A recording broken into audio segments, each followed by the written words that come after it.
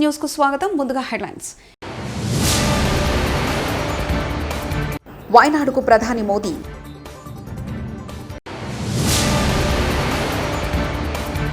నాగార్జున సాగర్ కు కొనసాగుతున్న వరద, 26 గేట్లు ఎత్తి నీటి విడుదల. ఇప్పటికీ హీరో అటవీలో చెట్లు నరికి స్మగ్లింగ్ చేస్తున్నారు. డిప్యూటీ సీఎం పవన్ ఆసక్తికరమైన వ్యాఖ్యలు.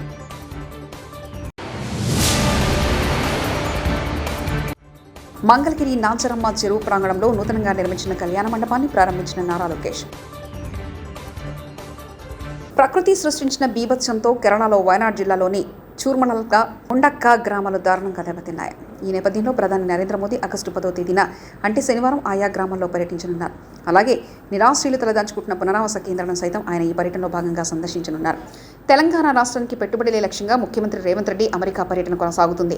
ఇప్పటికే పలు కంపెనీల ప్రతినిధులతో రేవంత్ బృందం భేటీ అయింది. తాజాగా ఫైనాన్షియల్ సర్వీస్లో ప్రపంచంలో పేరొందిన చార్లెస్ క్లాబ్ కంపెనీ ప్రతినిధులతో ముఖ్యమంత్రి చర్చలు నిర్వహించారు. ఈ సందర్భంగా చార్లెస్ క్లాబ్ కంపెనీ హైదరాబాద్లోని టెక్నాలజీ డెవలప్మెంట్ సెంటర్ ఏర్పాటు చేయనున్నట్లు ప్రకటించారు. భారత్లోనే ఈ కంపెనీ నెలకొల్పే మొదటి సెంటర్ ఇదే కావడం విశేషం. మా ఇంట్లో కూడా చెత్త కలెక్ట్ చేసుకోవడానికి సిబ్బంది రావట్లేదు. అందరిలాగే మాకు కూడా ఇబ్బంది అవుతుంది. GHMC commissioner. చెత్త కలెక్ట్ చేసుకునే వాళ్ళు రోజు మీ ఇంటికి వచ్చి చెత్త కలెక్ట్ చేసుకోవాలి. బట్ అది అవ్వట్లేదు. మీకు తెలుసు, నాకు తెలుసు. మా ఇంట్లో కూడా అప్పుడప్పుడు రావట్లేదు. మేము సఫర్ అవుతున్నాం. రస్తా గోదావరి బ్లాక్ అనేది ఒక ఇమాజినరీ క్రీచర్. ఎందుకంటే అక్కడ ప్రాణహిత అని రాసింది, తుంగభద్ర అని రాదు. గోదావరి ఎవరికి తెలియదు. సో వాళ్ళు ఫస్ట్ కిందకు వచ్చి కాల్ చేస్తారు. ఎక్కడండి అంటే 5th floor అంట. దెన్ ఏ లిఫ్ట్ ఎక్కారండి? ఆ తర్వాత వాళ్ళు ఎక్కడికో వస్తారు. వచ్చిన తర్వాత కనిపించరు. దెన్ ఐల్సే గట్టిగా మాట్లాడండి, గట్టిగా వినిపిస్తే, నా వాయిస్ వినిపిస్తుందా? వినిపిస్తే ఆ సైడ్ రండి అంట. ఇది every day story. It is not 1 day 2 days. Every day this is my life. ఆ లిషియస్ వాళ్ళు నెలకొకసారి ఎవరో చికెన్ తెచ్చి మా ఇంట్లో పెట్టేసి వెళ్తారు. నాగార్జున సాగర్ జలాశయానికి ఎగువ ప్రాంతం నుంచి వరద కొనసాగుతుంది. శ్రీశైలం నుంచి ఇన్ఫ్లో పెరగడంతో నాగార్జున సాగర్ ప్రాజెక్టు మొత్తం 26 గేట్లు ఎత్తి నీటిని విడుదల చేస్తున్నారు. 22 గేట్లు 5 అడుగులు, 4 గేట్ల 10 అడుగుల మేర ఎత్తి వరద జలాలకు నదిలోకి వదులుతున్నారు. నాగార్జున సాగర్ ఇన్ఫ్లో 2,53,000 క్యూసెక్లు కాగా అవుట్లో 2,69,000 క్యూసెక్లుగా ఉంది. నాగార్జున సాగర్ పూర్తి స్థాయి నీటి మట్టం 590 అడుగులు కాగా ప్రస్తుత నీటి మట్టం 585.30 అడుగులుగా ఉంది. పూర్తి నీటి నిల్వ సామర్థ్యం 312.50 టీఎంసీలు కాగా ప్రస్తుత నీటి నిల్వ 298.30 టీఎంసీలుగా నమోదైంది. పల్నాడు జిల్లాలో పులిచింతల ప్రాజెక్టుకు నాగార్ సాగర్ నుంచి వరద ప్రవాహం కొనసాగుతుంది. దీంతో అధికారులు 11 గేట్లు ఎత్తి 2.30 లక్షల క్యూసెక్ల నీటిని విడుదల చేస్తున్నారు. సాగర్ నుంచి పులిచింతలకు 2.45 లక్షల క్యూసెక్ల వరద వచ్చి చేరుతుంది. ఇందులో విద్యుత్ ఉత్పత్తి కోసం 15,000 క్యూసెక్ల నీటిని మళ్లిస్తున్నారు. మిగతా నీటిని గేట్లెత్తి ప్రకాశం బ్యారేజ్కు పంపిస్తున్నారు. పులిచింతల జలాశయం పూర్తి నీటి నిల్వ సామర్థ్యం 45.77 టీఎంసీలు కాగా ప్రస్తుతానికి నీటి విలువ 31.89 టీఎంసీలుగా నమోదైంది. వరద వస్తుండటంతో నీటి మట్టాన్ని అలాగే కొనసాగిస్తూ వరద నీటిని వచ్చినట్లు దిగువకు పంపిస్తున్నారు. వరద తగ్గుముఖం పట్టాక ప్రాజెక్టును పూర్తి స్థాయిలో నింపనున్నట్లు అధికారులు తెలిపారు.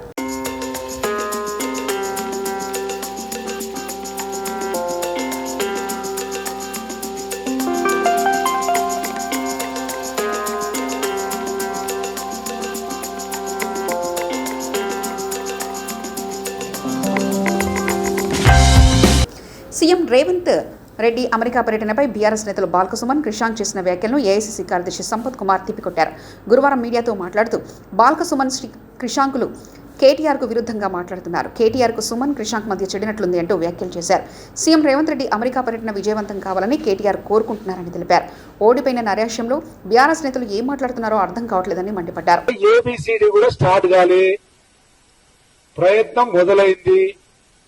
అడుగులు అభివృద్ధి వైపు, పెట్టుబడుల వైపు, ఉద్యోగ అవకాశాల వైపు పడుతా ఉన్నాయి వడివడిగా.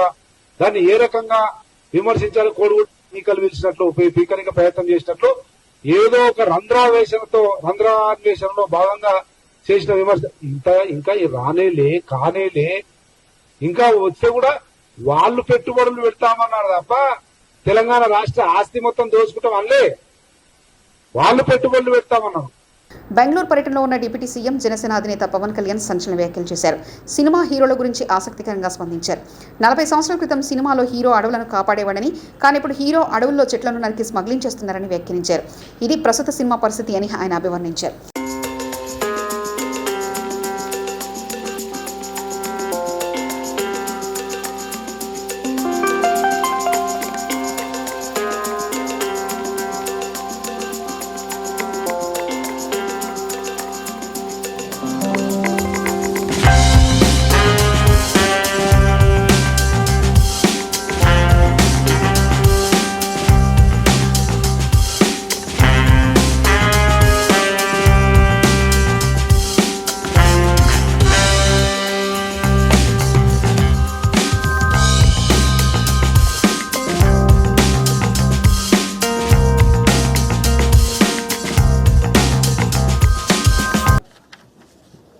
And to make it a little simple translation in English, before singing a song for the forest, I stand before my own mind.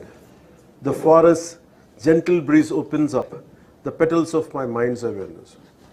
When I read this, I wish I could have learnt Kannada. I wish I could have spoken in Kannada. And I felt this is, actually I was telling my colleague today, this meeting triggered me to learn Kannada, to speak in Kannada. And that's a respect I want to show in coming years, learning the Kannada language and communicating, and in that way more than MOUs. Of course, MOUs are essential. Tiruvalike Uppanda. Before that, I wish I could have learnt language. I wish I could be more closer to people of Karnataka. And always they loved me, always they showered great love as an actor too. But now I would like to extend my love and my cultural respect for Karnataka. And I would like to start off with that. I would like to learn Kannada language, and few coming years I would like to speak in Kannada, and I wish I could convey my heartfelt respect for Kannada culture in forthcoming years.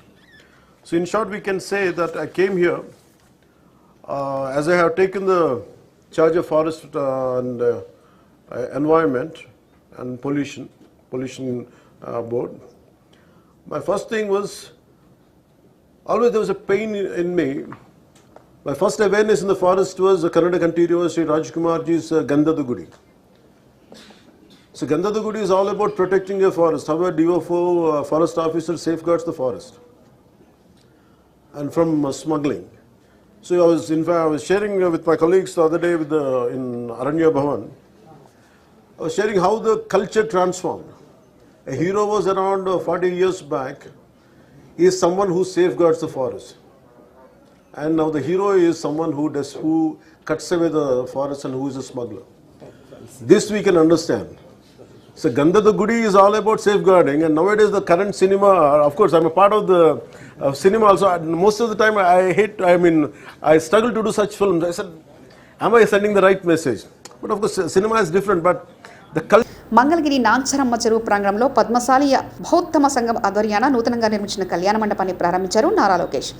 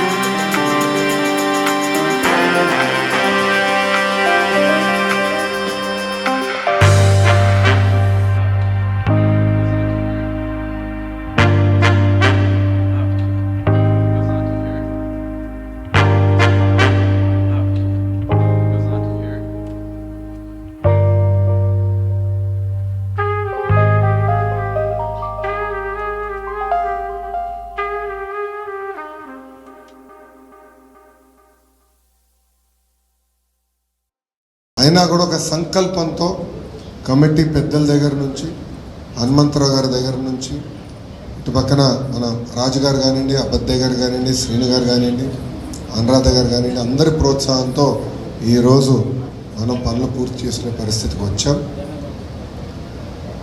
వాస్తవంగా మంగళగిరి చరిత్ర ఇంకా నేను నేర్చుకుంటున్నాను sir. నేను వయసులో చిన్నవాడిని, చాలా నేర్చుకోవాల్సిన అవసరం ఉంది.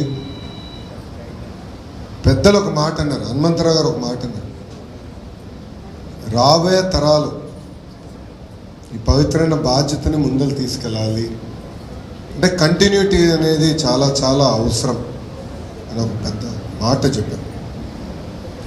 నేను ఇక్కడ ఒక విషయంలో బాధపడేది ఏంటంటే యువకులు ఎక్కువ మంది లేరు. ఇక్కడ యువకులు ఎక్కువ మంది లేరు. యువకుల పైన కూడా బాధ్యత ఉంది. మనం ఎక్కడి పుట్టాము, ఎక్కడి నుంచి వచ్చామో, ఈరోజు ఈ స్థాయికి వచ్చామంటే దాని వెనకాల ఎంతోమంది త్యాగాలు ఉంటాయి. అది మర్చిపోకూడదు. తండ్రి త్యాగం చేసి ఉండొచ్చు, తల్లి త్యాగం చేసి ఉండొచ్చు, ఒక ఐటీ ఉద్యోగం వచ్చిందనో, పలానా ఉద్యోగం వచ్చిందనో ఇతర రాష్ట్రాలకి, ఇతర ప్రాంతాలకు వెళ్ళొచ్చు, కానీ ఎక్కడి నుంచి వచ్చామనేది మర్చిపోకూడదు. అది చాలా చాలా అవసరం. మంగళగిరికి ఒక ఘన చరిత్ర ఉంది. ఆ చరిత్రని కాపాడుకోవాల్సిన బాధ్యత ప్రజలందరూ. చంద్రబాబు వచ్చిన తర్వాత హైదరాబాద్ రియల్ ఎస్టేట్ పడిపోయింది. టీడీపీ ఎమ్మెల్యే రఘురామకృష్ణరాజు విశ్వాసం ఒకటే రాజధాని అని స్పష్టంగా చెప్పిన తర్వాత మరి అక్కడ రాజధానిలో ప్రజలందరికీ కూడా నమ్మకం కలిగింది. రాష్ట్రంలోని ప్రజలందరికీ కూడా నమ్మకం కలిగింది. దీని ఇంపాక్ట్ పక్కన ఉన్న తెలంగాణలో రియల్ ఎస్టేట్ స్తబ్దతకు వచ్చింది. ఇక్కడ రేట్లు ఆంధ్రాలో పెరుగుతున్నాయి. ఇప్పుడు మూమెంట్ వచ్చింది. అమరావతిలో అయితే 2.5 times పెరిగింది. తెలంగాణలో అయితే నాకు తెలిసి ఒక 10 నుంచి 15% ప్రైసెస్ తగ్గినాయి. సో దీని అంతటికి ఒకే ఒక్క కారణం జగన్ పోవటం, చంద్రబాబు నాయుడు గారు రావటం. వాయనాడుకు ప్రధాని మోదీ.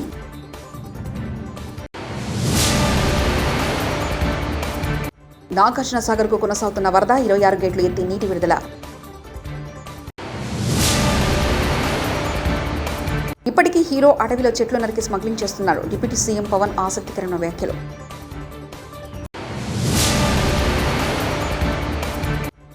మంగళగిరి నాంచరమ్మ చెరువు ప్రాంగణంలో నూతనంగా నిర్మించిన కళ్యాణ మండపాన్ని ప్రారంభించిన నారా లోకేష్. ఇవి బులెటిన్ విశేషాలు.